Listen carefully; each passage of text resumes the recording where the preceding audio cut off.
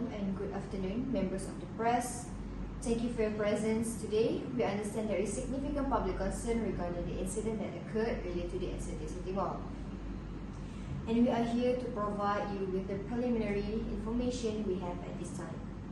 And before we start, I am Nurin Adriana, the Head Deputy of Criminal Investigation Department, more known as CID. The press conference is now upheld. We will now take a few questions. Please state your name and media outlet before asking your question. Hello, my name is Muhammad Shada Haidar. I am from the Star. Puan Nurin, can you provide us with the detailed information of what truly happened during the incident that day? Yes, absolutely. So, the serious incident actually occurred at City Mall on February 8, 2025 at approximately 10 p.m. and it has caused considerable concern, and we understand the public's desire for information.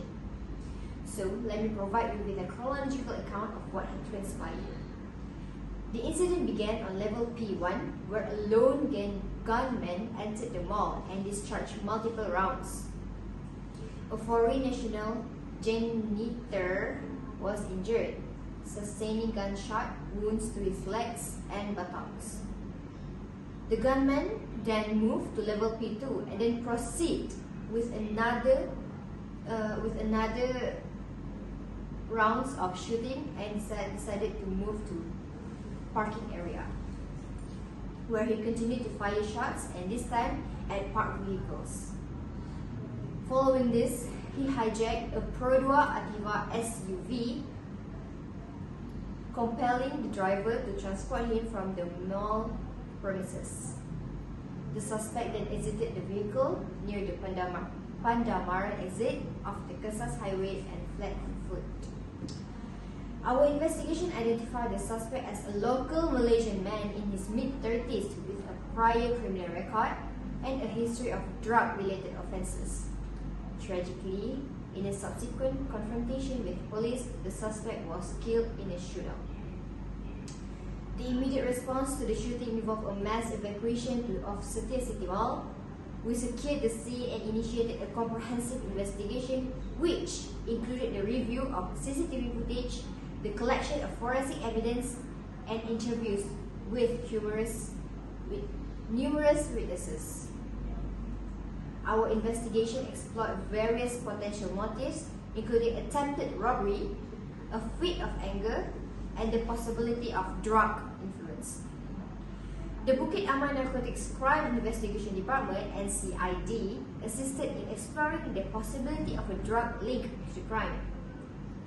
We have increased the police presence in the area to ensure public safety and to reassure the community. We understand that the incident has caused significant distress, and we are committed to providing further updates. As our investigation progresses, the next question will be asked and answered by the next panel. My name is Adam Bakar. Puan Bihar, can you tell us how you as an organization handles media at this time of crisis? And can you give me one way to avoid this incidents from happening again? Sure. Good afternoon, everyone. I'm Nadia Binti Muhammad Rozi, the CEO of City Mall. First of all, we are deeply saddened by the tragic incident that occurred at City Mall on February 8, 2025. Our hearts go out to the victims and their families affected by this event. We apologize for the distress and concern this incident has caused within our community. Your safety and well-being are our top priorities. Based on your question, as a CEO of City Mall, during this crisis, I will handle the media carefully and responsibly. First, I will release an official statement as soon as possible, sharing the facts and ensuring the public that we are working with the authorities. I will avoid guessing or spreading unconfirmed information. Next, I will appoint a spokesperson to give a clear and consistent update to the media. It is important to show care and support for the victim So, I will express my concern and offer help, such as medical assistance and counseling. I will also explain the steps we are taking to improve security, like adding more security personnel and upgrading our system. On social media, I will provide regular updates to prevent false news and answer public concerns professionally.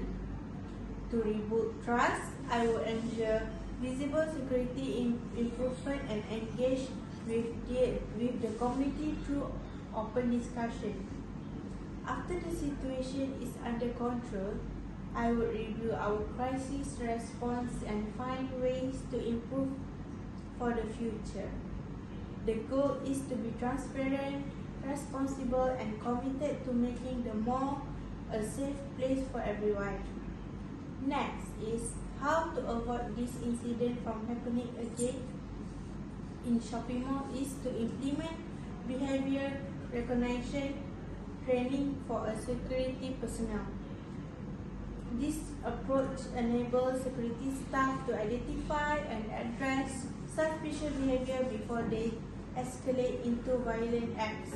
For example, the Mall of South Australian America government and police have updated their counter-terrorism guidance for security guards, emphasizing the importance of challenging unusual or suspicious behavior to prevent attacks. This approach encourages security staff to engage with individuals displaying odd behavior, which can deter potential threats and ensure a safer environment for everyone. So that's all from me. Thank you. Moving to the next speaker. Mr. Faiz, you as an anti-NGO, can you tell us about the shooting incident? Alright, so good morning to all the press members. I am Muhammad Faiz bin Abdul Rahim, representing the anti-crime NGO. The recent shooting incident at Setia Alam Mall underscores security issues, as the assailant held a family gunpoint for 45 minutes during a carjacking. This prompts critical discussions regarding firearm accessibilities, public safety, and the responsiveness of law enforcement. It is imperative to tackle these concerns to avert similar occurrences in the future. To bolster public safety, it is essential to reinforce gun control measures, ensuring the firearms are not accessible to individuals who may misuse them. Furthermore, law enforcement agencies should enhance their emergency response strategies to manage high-risk scenarios more effectively. Shopping centers and public venues require improved security protocols, including heightened surveillance and the presence of trained security personnel to deter potential threats. Additionally, public awareness initiatives focus on crime prevention and personal safety can empower individuals to remain alert and respond appropriately during emergencies. As an anti-crime non-governmental organization, we can call upon both authorities and the community to collaborate in addressing these pressing issues. Let us take proactive measures to foster a safer environment for all. That's all from me. Thank you. Moving on to the next panel. Mr. Mirza, can you tell us about the update? Okay, thank you and good morning to the member of the press. I am Muhammad Mirza Iskandar bin Muhammad Rozan, representing the Narcotic Criminal Investigation Department. Today, I will be delivering an update regarding the incident at the Setia Alam Mall and proactive measures being implemented to avoid similar occurrences in the future. A family was subjected to a carjacking attempt during which they were held at gunpoint for a duration of 45 minutes. Thankfully, they have been safely rescued and are currently receiving trauma counseling. The suspect has been apprehended and is facing multiple charges, including assault, illegal possession of firearm, and carjacking. The police act promptly, ensuring the safety of all victims and bystanders. In order to prevent such incidents from happening again, a series of measures are being put into place. security will be enhanced with an increased participation of trained officers, particularly in parking areas. The surveillance systems will be upgraded to include CCTV cameras with real-time monitoring capabilities. Additionally, mall personnel will participate in emergency response and active shooter drills to bolster their preparedness. Consideration is also being given to implementation of weapon detection measures such as metal detectors and bag. Thank you. That's all from me. Alright, and that's all from our press conference for today. We would like to say thank you for your cooperation and understanding. We will provide further updates as they become available.